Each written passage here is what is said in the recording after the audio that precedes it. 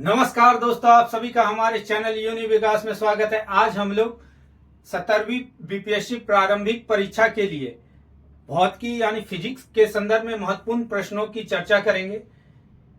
भौतिकी के conceptual question के साथ साथ फैक्चुअल क्वेश्चन को भी इस भाग में हम लोग देखेंगे। चलिए चर्चा आरंभ करते हैं। सबसे पहला क्वेश्चन हमारे समक्ष है। स्टेटमेंट 1, वर्षा के बाद रेल की पटरियों पर बालू फेंके जाने का कारण घर्षण बल को बढ़ाना है। स्टेटमेंट 2, बर्फ पर चलने के लिए जूतों में बड़ी बड़ी कीलें लगाने का कारण घर्षण बल को कम करना है। उपरोक्त में कौन सा कथन सही है? केवल एक, केवल दो, एक एवं दो, इनमें से कोई नहीं। इसका सही उत्तर होगा केवल एक। वर्षा के बाद रेल के पटरियों पर बालू इसका छिड़काव इसलिए कर दिया जाता है ताकि घर्षण बल बढ़े, क्योंकि वर्षा के बाद रेल की पटरियों पे का गैप जो है वो भर जाता है पानी के कारण, जिसके कारण रेल के पहिए और पटरियों पर घर्षण बल कम हो जाता है। घर्षण बल कम होने के कारण रेल के पहियों का स्लिप होने की खतरा बढ़ जाती है। इसके कारण उसमें बालू डाल दिया जाता है। वहीं बर्फ पर चलने के लिए जूतों में बड़ी बड़ी कील इसलिए लगाई जाती है ताकि घर्षण बल को कम के जगह अधिक किया जाए, क्योंकि बर्फ की सतह जो होती है चिकनी सरफेस होती है और चिकनी सरफेस पे हमें चलने के लिए क्या चाहिए? घर्षण बल अधिक उत्पन्न होना चाहिए। इसकी के कारण हम आसानी से चल पाएंगे बर्फों पे।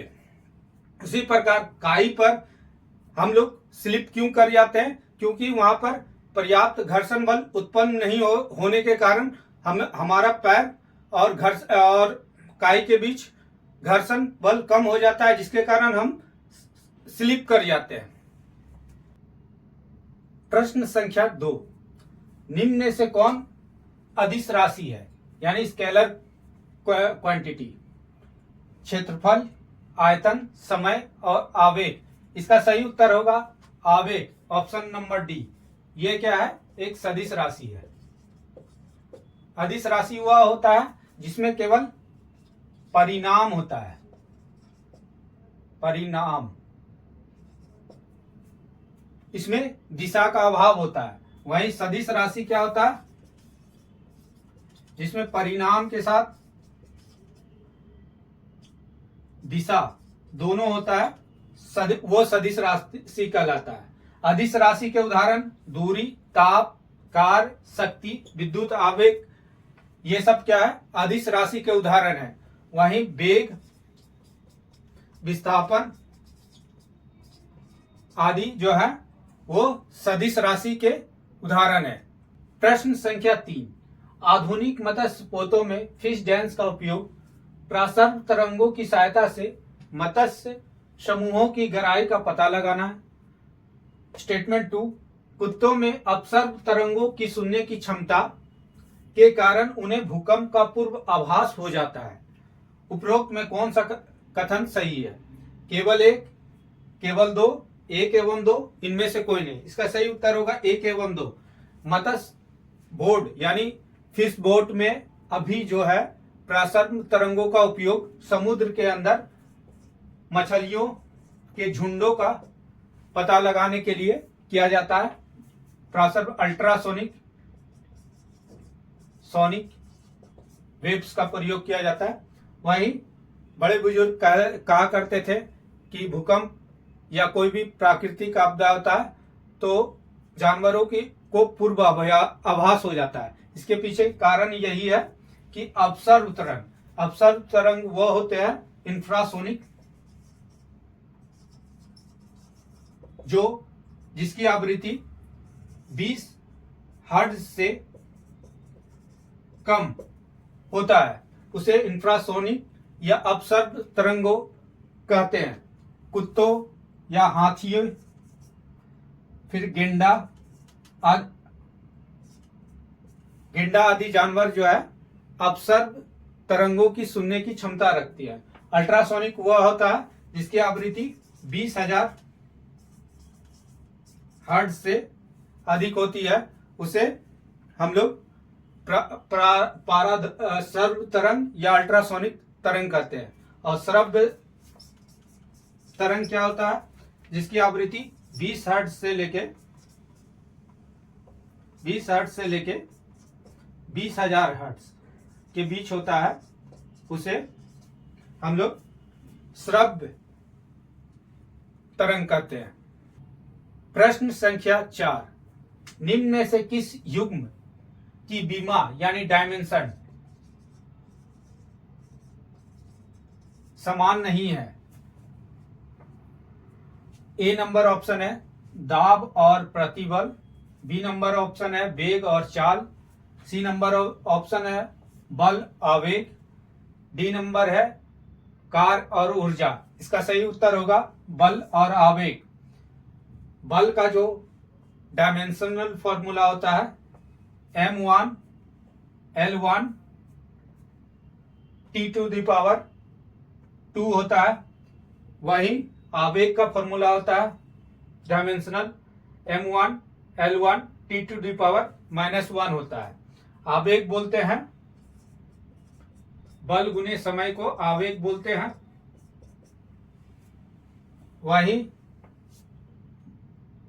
फोर्स यानी बल क्या होता है F बराबर ma यानी मास इंटू एक्सलेरेशन, द्रव्यमान और गुने त्वरण को बल कहा जाता है। वहीं दाब का देखें प्रेशर पर यूनिट एरिया, इसे इसका जो डायमेंशनल फॉर्मूला होता है m(L-1) T⁻⁻², यही प्रतिबल का भी होता है। वेग का क्या होता है m0 यानी 0 मतलब a⁻0 मतलब होता है 1, मतलब मास यहाँ नहीं है इसलिए m0 लिखे, एक से किसी चीज को गुना कर दे तो वही रहेगा L(T⁻⁻1), यहाँ L1 लिखिए, L का पावर 1 कीजिए या L लिखिए, बात बराबर है। यही वेग का फॉर्मूला और चाल का दोनों का बराबर होता है, कार्य और ऊर्जा का दोनों का सेम होता है mL⁻² और T⁻⁻2 होता है। क्वेश्चन नंबर 5, किसी घर में हीटर और बल्ब को जलाने के लिए श्रेणी क्रम में संयोजित किया जाता है। स्टेटमेंट 2, फ्यूज सर्किट के परिपथ में ओम के नियम का प्रयोग होता है। उपरोक्त में कौन सा कथन सही है? केवल एक, केवल दो, इनमें से कोई नहीं, एक एवं दो। इसका सही उत्तर है केवल दो। हम लोग किसी घर में हीटर और बल्ब को श्रेणी क्रम में संयोजित ना करके इसे समानांतर क्रम में संयोजित करते हैं ताकि प्रतिरोध एक जैसा बना रहे। श्रेणी क्रम में जोड़ने से क्या होता है, बल्ब का प्रतिरोध अलग है और हीटर का प्रतिरोध अलग है, इससे दोनों को पर्याप्त ऊर्जा प्राप्त होने में दिक्कत होती है। इस कारण इसे श्रेणी में ना जोड़ के समानांतर में जोड़ते हैं। फ्यूज तार में के परिपथ में ओम का नियम लागू होता है। ओम का नियम क्या के कारण क्या होता है, फ्यूज तार में धारा की मात्रा जो है एक समान बनी रहती है। इसके कारण जो है फ्यूज सर्किट जो है जल्दी उड़ता नहीं है। उसके बाद ओम का नियम देख ले, स्थिर ताप पर किसी चालक में प्रवाहित होने वाली धारा चालक के सिरों के बीच के विभवांतर के क्या होता है, समानुपाती, यानी V वर्सेस I होता है। और जब इसे तोड़ते हैं तो एक स्थिरांक मानते हैं तो V = IR। IR का क्या है, एक स्थिरांक है जो प्रतिरोध है। I बराबर क्या होता है, V/R। प्रश्न संख्या 6, इंद्रधनुष की घटना का कारण है 1 नंबर केवल अपवर्तन, 2 नंबर केवल पूर्ण आंतरिक परावर्तन, 3 नंबर केवल परावर्तन व अपवर्तन, 4 नंबर परावर्तन अपवर्तन और पूर्ण आंतरिक परावर्तन। उपरोक्त में कौन सा सही है? केवल 1, केवल 2, केवल 3 या फिर केवल 4? तो इसका वो सही उत्तर होगा केवल 4। इंद्रधनुष के लिए जो जिम्मेदार कारक होता है वह परावर्तन, अपवर्तन और पूर्ण आंतरिक परावर्तन, तीनों के कारण इंद्रधनुष की घटना होती है। प्रश्न संख्या 7, जब कोई व्यक्ति तालाब या नदी में डुबकी लगाकर किनारों पर खड़े पेड़ को देखता है तो पेड़ कुछ ऊंचा दिखाई पड़ता है। इस घटना का कारण क्या है? ए नंबर ऑप्शन प्रकाश का परावर्तन, बी नंबर प्रकाश का पूर्ण आंतरिक परावर्तन, सी नंबर ऑप्शन प्रकाश का अपवर्तन, डी नंबर ऑप्शन प्रकाश का व्यतितीकरण। इसका सही उत्तर होगा प्रकाश का अपवर्तन। कारण क्या है? हम जानते हैं किरणें अगर विरल माध्यम से सघन माध्यम की ओर चलती है तो ये आपतित किरण अगर चलती है अभिलंब से टकराने के बाद या जो है अपवर्तित होकर या अभिलंब की ओर मुड़ जाती है। उसी प्रकार जल जो है, नदी का जल जो है ये सघन माध्यम है और पेड़ जो है विरल माध्यम है। पेड़ से चलने वाली किरण नदी के जल से अपवर्तित होकर आंखों तक पहुंचती है, इसलिए व्यक्ति को क्या होगा? पेड़ कुछ ऊंचा दिखाई पड़ेगा। इसी प्रकार जब बाल्टी के तली पे, पानी से भरे बाल्टी के तली पे कोई सिक्का रख दिया जाता है तो सिक्का कुछ ऊपर दिखाई पड़ता है। इसके अलावा तारों का टिमटिमाने की घटना भी प्रकाश का अपवर्तन के कारण होता है। इसके अलावा सूर्य उदय या सूर्यास्त के बाद भी कुछ समय तक हमें सूर्य दिखाई पड़ता है, यह भी प्रकाश के अपवर्तन की घटना है। प्रश्न संख्या 8, निम्नलिखित घटनाओं पर विचार कीजिए। ऑप्शन 1, पानी पर तैरती तेल फिल्म से परावर्तित प्रकाश। 2, सीढ़ी से रंगों का प्रतिबिंबित होना। 3, हीरा का चमकना। 4, साबुन के बुलबुलों में सामान्यता दिखाई देने वाला रंग पैटर्न। उपरोक्त में कौन सा घटना प्रकाश के व्यतितीकरण यानी इंटरफेरेंस ऑफ लाइट के कारण का उदाहरण है? Option A 1, 2, 3, option B 2, 3, 4, option C 1, 2, 4, option D 1, 3, 4। इसका सही उत्तर होगा ऑप्शन सी 1, 2 एवं 4। हीरे का चमकना जो है पूर्ण आंतरिक परावर्तन के कारण होता है,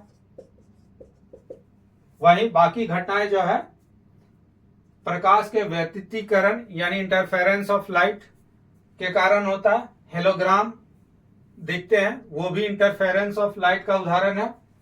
इंटरफेरेंस ऑफ लाइट क्या होता है? मान लीजिए एक स्रोत से दो प्रकाश की तरंगें चल रही है, टकराने के बाद जब परावर्तित होती है तो एक दूसरे को क्या करेगी? डिस्टर्ब करेगी, या फिर अगर इस टाइप का एक मोटा सरफेस है, यहां से टकराई एक किरण यहां से टकराई, एक दूसरे से ऐसे करके रिफ्लेक्शन के समय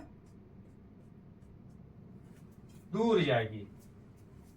प्रश्न संख्या 9, स्टेटमेंट 1, हरा एवं मेजेंटा वर्णों या रंगों के संयोजन से श्वेत रंग प्राप्त होता है। स्टेटमेंट 2, हरा एवं नीला वर्णों के संयोजन से मेजेंटा रंग प्राप्त होता है। उपरोक्त में कौन सा कथन सही है? केवल एक, केवल दो, एक एवं दो, इनमें से कोई नहीं। तो इसका सही उत्तर होगा केवल एक है। हरा और मेजेंटा रंगों के वर्णों से मिलने से श्वेत रंग यानी सफेद रंग प्राप्त होता है। पहले हम लोग जान लेते हैं प्राथमिक रंग 3 होते हैं, इसे नाला से याद रखिएगा। लाल, हरा और नीला, ये तीनों प्राथमिक रंग है और प्राथमिक रंग को आपस में मिलाने से द्वितीय रंग प्राप्त होता है। जैसे लाल और हरा, इन दोनों को मिला दे तो पीला रंग प्राप्त होगा। वहीं हरा और नीला को मिला दे तो गहरा नीला प्राप्त होगा, और लाल और नीला को मिला दे तो मैजेंटा। तो इसके अनुसार हरा और नीला को मिलाने पर गहरा नीला रंग प्राप्त होता है। वहीं मिश्रित या संपूरक रंग उसे बोलते हैं जो दो रंगों के परस्पर मिलने से बनता है। जैसे हरा मिलने से सफेद रंग प्राप्त होता है, जैसे हरा और मैजेंटा के संयोजन से सफेद रंग प्राप्त हुआ, लाल और नीला से मिलने से सफेद रंग प्राप्त हुआ, वह गहरा नीला से, और पीला और नीला के मिलने से सफेद रंग प्राप्त हुआ है। प्रश्न संख्या 10, स्टेटमेंट 1, मानव नेत्र में क्षण सेल्स धुंधले प्रकाश के प्रति संवेदनशील है। स्टेटमेंट 2, मानव नेत्र में वर्णांधता यानी कलर ब्लाइंडनेस सक्वाकार कोशिका यानी कोन सेल्स में दोष के कारण उत्पन्न होता है। उपरोक्त में कौन सा कथन सही है? ए केवल 2, बी केवल 1, सी कोई नहीं, डी 1 एवं 2। इसका सही उत्तर होगा 1 एवं 2। मानव नेत्र के रेटिना में 2 प्रकार के सेल्स पाए जाते हैं। एक का नाम है रॉड्स यानी छड़, दूसरा का नाम है कोन्स। छड़ जो है वो प्रकाश के प्रति संवेदनशील होता है। रोड्स कोन्स जो है वो रंगों के प्रति संवेदनशील होता है। प्रश्न संख्या 11, चिकनी सतह पर साइकिल का पहिया धंस जाता है पर ट्रैक्टर का पहिया नहीं, इसका कारण है क्या? ऑप्शन ए, ट्रैक्टर का पहिया द्वारा अधिक दबाव डालना, बी, साइकिल के पहिए द्वारा अधिक क्षेत्रफल घेरना, सी, ट्रैक्टर के पहिए द्वारा कम क्षेत्रफल घेरना, ऑप्शन डी, साइकिल के पहिए द्वारा अधिक दबाव डालना। इसका सही उत्तर होगा साइकिल के पहिए द्वारा अधिक दबाव डालना, क्योंकि साइकिल के पहिए का क्षेत्रफल जो होता है कम होता है। जिसका क्षेत्रफल कम है वो दबाव अधिक डालेगा, इसी कारण गीली मिट्टी में साइकिल का पहिया धंस जाता है। वही ट्रैक्टर का पहिया का क्षेत्रफल क्या होता है? बड़ा होता है, और बड़ा होने के कारण इसमें दबाव जो है बढ़ जाता है, इसीलिए इसी के कारण यह गीली मिट्टी में इसका पहिया नहीं धंसता है। प्रश्न संख्या 12, निम्न में कौन सुमिलित नहीं है? भौतिक राशि मात्रक विद्युत धारा, ऑप्शन ए का मात्रक एम्पियर, ऑप्शन बी ज्योति तीव्रता का मात्रक कैंडेला, विभवांतर ऑप्शन सी का मात्रक वोल्ट, ऑप्शन डी सामर्थ्य का मात्रक जूल। इसका सही उत्तर होगा ऑप्शन डी सामर्थ्य यानी शक्ति का मात्रक जो होता है वो जूल ना के वाट होता है। इसे कार्य बटा समय से डिनोट करते हैं। कार्य का मात्रक क्या था? जूल, और समय का सेकेंड, तो हो जाएगा जूल बाई सेकेंड को हम लोग वाट करते हैं। प्रश्न संख्या 13, निम्न में से कौन केशिकत्व यानी कैपिलरिटी के उदाहरण है? 1 नंबर, दीवारों पर हरी काई लगना, 2, वर्षा के बाद किसानों द्वारा खेतों की जुताई केशिकत्व को समाप्त करने के लिए, 3, लालटेन की बत्ती में तेल का ऊपर चढ़ना। उपरोक्त में कौन सा कथन सही है? केवल 2 एवं 3, बी नंबर 1 एवं 3, सी नंबर 1, 2 एवं 3, डी नंबर 1 एवं 2। इसका सही उत्तर होगा 1, 2 एवं 3।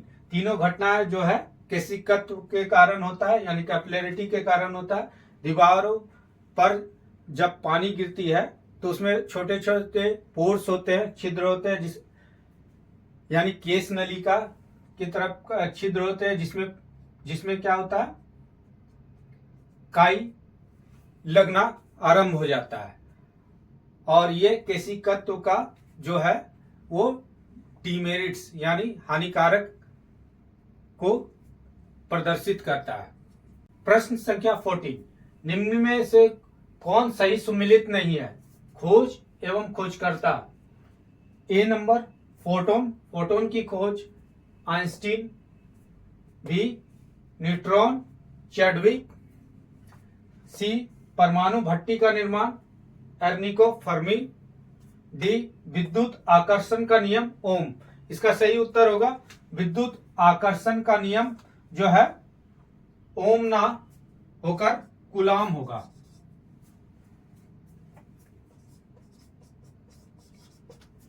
ओम जो है विद्युत प्रतिरोध का नियम खोजे थे।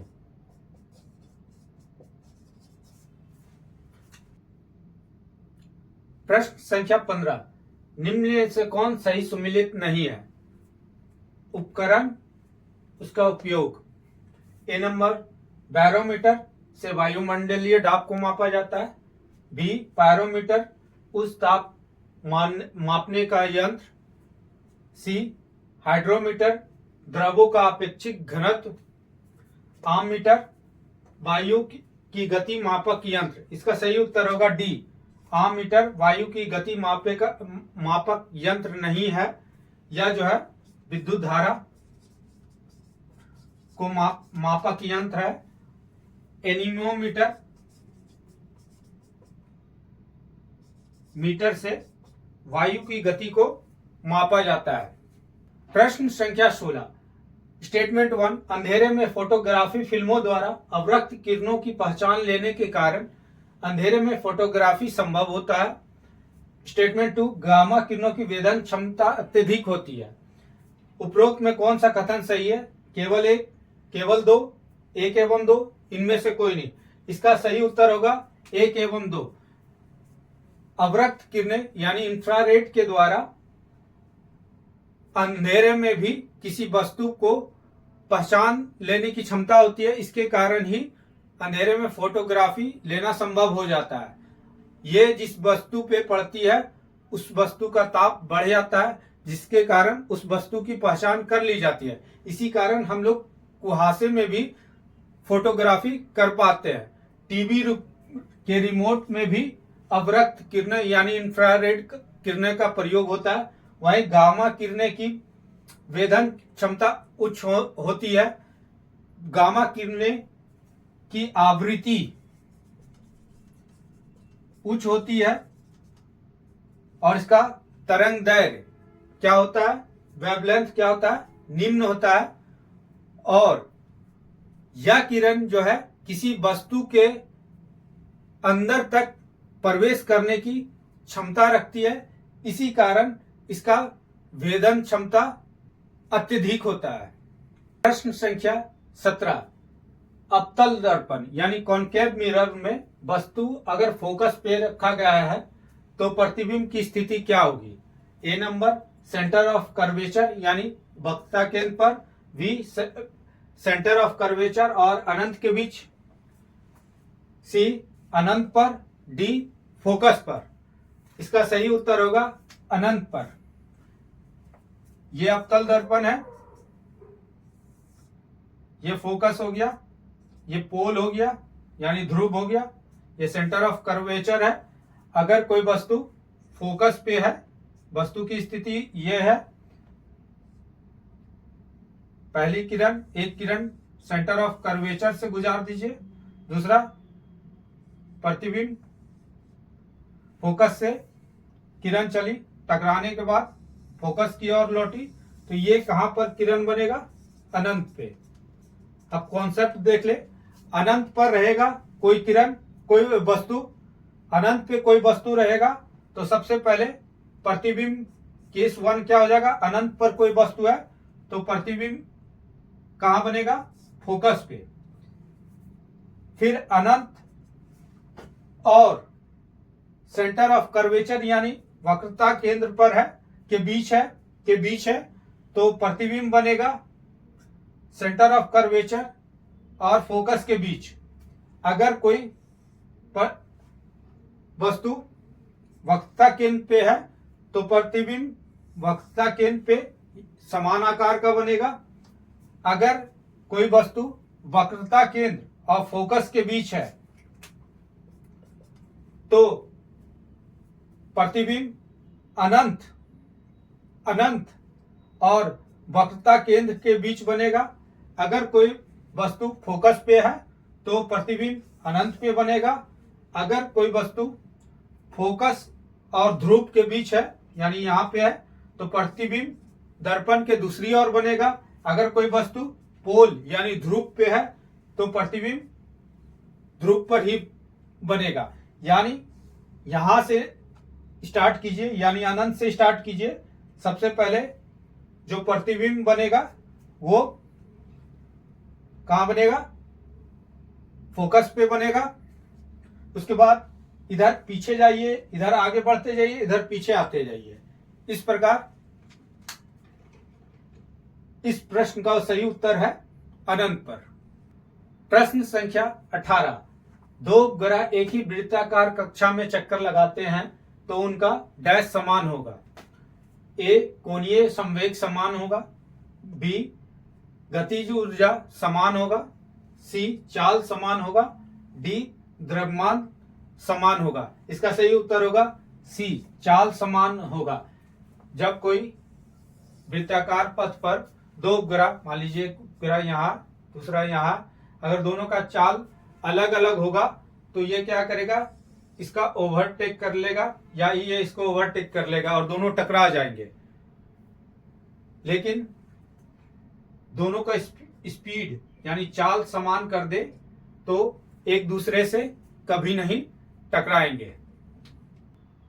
प्रश्न संख्या 19। यदि हाथी दांत तथा मिट्टी की एक समान ठोस गोलियां एक समान ऊंचाई से फर्श से टकराने के बाद हाथी दांत की गोली अधिक ऊंचाई तक उठेगी क्योंकि हाथी दांत की गोली मिट्टी की गोली की तुलना में अधिक प्रत्यास्थ यानी इलास्टिक है। बी नंबर, हाथी दांत की गोली मिट्टी की तुलना में अधिक प्रत्यास्थ यानी इलास्टिक है। सी हाथी दांत की गोली मिट्टी की तुलना में कम दबाव डालेगा। डी हाथी दांत की गोली महंगी है। इसका सही उत्तर है ऑप्शन नंबर बी। कहने का क्वेश्चन का तात्पर्य पहले समझ लेते हैं। हाथी दांत तथा मिट्टी की दो एक समान गोली है, दोनों को हम एक समान ऊंचाई से फर्श पे गिरा दिए।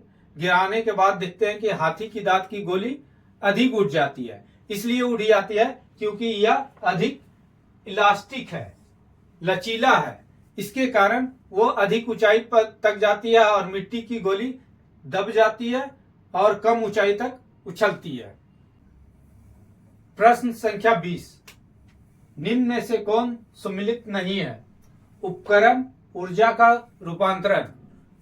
ऑप्शन ए प्राथमिक सेल रासायनिक ऊर्जा को विद्युत ऊर्जा में बदलता है। ऑप्शन बी डायनेमो यांत्रिक यानी मैकेनिकल एनर्जी को विद्युत एनर्जी में बदलता है। ऑप्शन सी विद्युत मोटर विद्युत ऊर्जा को यांत्रिक ऊर्जा में बदलता है। ऑप्शन डी टोस्टर विद्युत ऊर्जा को रासायनिक ऊर्जा में बदलता है। इसका सही उत्तर होगा टोस्टर। टोस्टर जो है विद्युत ऊर्जा को तापीय ऊर्जा में बदलता है। इसी कारण टोस्टर में हम लोग ब्रेड आसानी से सेक पाते हैं। प्रश्न संख्या 21। निम्न में से कौन सम्मिलित नहीं है? पूर्व प्रत्यय यानी प्रीफिक्स 10 का घात। Option 1 yocto 10 to the power -24। Option B zetta 10 to the power -21। C yotta 10 to the power 24। D pico 10 to the power -12। इसका सही उत्तर है बी। जेटा का जो पावर होता है 10 to the power -20 ना होकर 1 होकर 10 to the power 21 होता है। जबकि जेप्टो का पावर 10 to the power -21 होता है। प्रश्न संख्या 22। निम्नलिखित में कौन पृष्ठ तनाव यानी सरफेस टेंशन का उदाहरण है?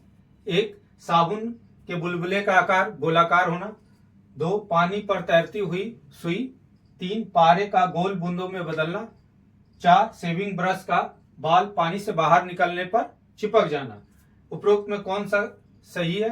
A 1 2 3, B 1 2 4, C 2 3 4, D 1 2 3 4। इसका सही उत्तर होगा D 1 2 3 4। सरफेस टेंशन द्रवों का वह गुण है जिसमें पृष्ठीय क्षेत्रफल जो है न्यूनतम आकार प्राप्त करने की कोशिश करती है। इसे हम लोग T बराबर F/L यानी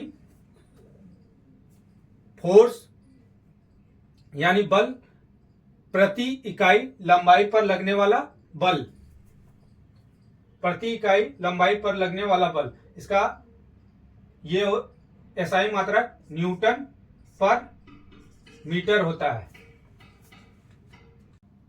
प्रश्न संख्या 23, निम्नलिखित पर विचार कीजिए।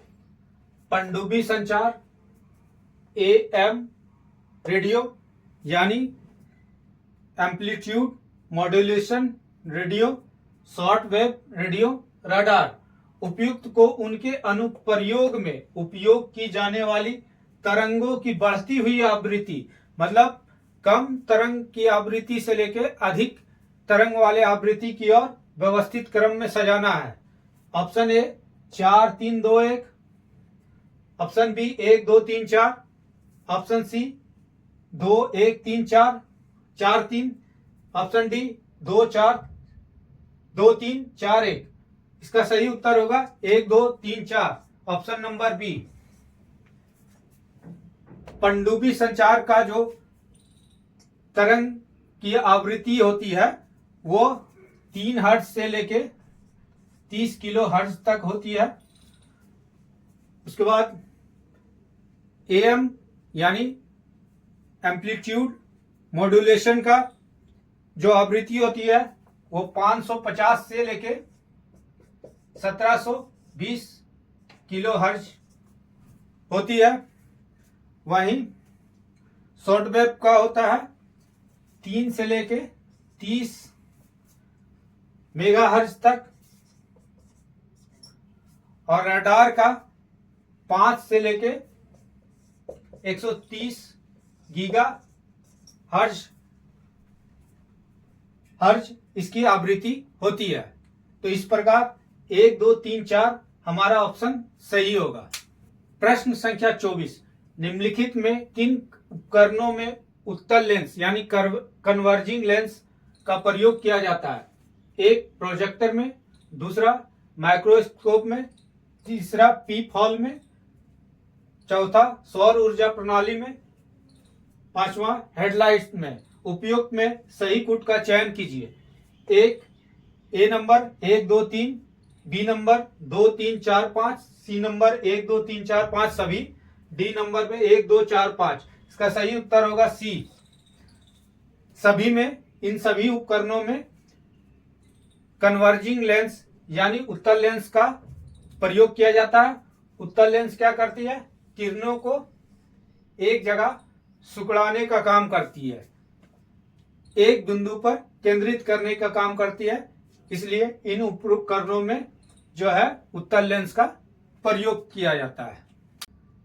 प्रश्न संख्या 25, निम्न में कौन अनुचुंबकीय पदार्थ यानी पैरामैग्नेटिक सब्सटेंस नहीं है? Oxygen, cobalt, sodium, aluminium. इसका सही उत्तर होगा कोबाल्ट। कोबाल्ट एक लोह चुंबकीय पदार्थ है, जबकि अन्य जो है वो पैरामैग्नेटिक यानी अनुचुंबकीय पदार्थ है। अनुचुंबकीय पदार्थ क्या होता है? कोई स्ट्रॉन्ग चुंबकीय पदार्थ है, उस फील्ड में आने पर इसमें भी चुंबक का गुण आ जाता है और स्ट्रॉन्ग मतलब शक्तिशाली चुंबक की ओर आकर्षित हो जाती है। मान लीजिए मैग्नेटिक फील्ड से बाहर था, इसके अणु जो है इस तरह से इधर उधर विचरण कर रहे थे। जैसे ही मैग्नेटिक फील्ड की ओर आता है ये उसकी ओर आकर्षित होना आरंभ कर देता है। मैग्नेटिक फील्ड और यहां नॉन मैग्नेटिक फील्ड।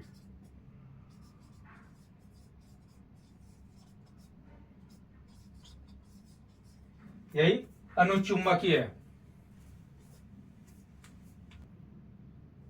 प्रश्न संख्या 26, निम्न में कौन अतिचालक यानी सुपर कंडक्टिविटी के उदाहरण नहीं है? ए जिंक, बी सीसा, सी बिस्मिथ प्लस सोना, डी गैलेनियम आर्सेनाइड। इसका सही उत्तर है डी गैलेनियम आर्सेनाइड। अतिचालक यानी सुपर कंडक्टिविटी वैसे पदार्थ को कहते हैं जिसमें किसी विशेष ताप पर इसकी प्रतिरोधकता यानी रेजिस्टेंस पावर जो क्या हो जाता है वो जीरो, प्रतिरोधकता जीरो हो जाता है, उसे हम लोग सुपर कंडक्टिविटी पे कहते हैं। धातुओं में यह जो तापमान होता है -272.6 डिग्री 65 डिग्री सेंटीग्रेड से लेके -263 डिग्री सेंटीग्रेड तक होता है। वहीं मिश्र धातु में सुपर कंडक्टिविटी होने के लिए -272.85 डिग्री सेंटीग्रेड से लेके -255 डिग्री सेंटीग्रेड तक होता है। इस प्रकार आज हम लोग फिजिक्स से संबंधित महत्वपूर्ण प्रश्नों की चर्चा की है। आने वाले वीडियो में फिर से एक नए टॉपिक को लेकर उपस्थित होंगे। तब तक के लिए धन्यवाद।